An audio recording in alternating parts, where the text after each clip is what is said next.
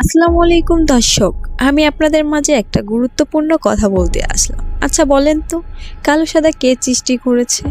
একজনই তো করেছে, তাই না? তিনি আমাদের মহান আল্লাহ। হ্যাঁ, আসলে কালোদেরকে আমরা এত ঘৃণা কেন করি বলেন তো?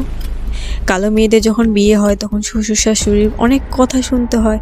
স্বামী তাদেরকে পছন্দ করে না, তাদের অনেক অত্যাচার সহ্য করতে হয় শ্বশুর বাড়ি।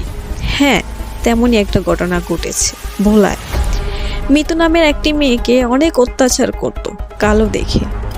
সে সহ্য না করতে পেরে নিজের স্বামীকে বলল। স্বামী বলতেছে, আমার বাবা মার কথা যদি সহ্য না করতে পারো তাহলে গলায় দড়ি লাগায় মারা যাও। বাট সে সেটাই করেছে। নিজের স্বামীকে ভিডিও কলে রেখে সে নিজে ফাঁস দিল গলায়। আচ্ছা ভাই বলেন তো, কালোরা কে সৃষ্টি করেছে আর সুন্দর কে সৃষ্টি করেছে তাই না? তিনি আমাদের মহান আল্লাহ। তাহলে আমরা কেন কালোদেরকে এত ঘৃণা করি? আমাদের সমাজ, আসলে সমাজটা কিরকম জানি? আমরা কোন সমাজে বসবাস করতেছি? এটা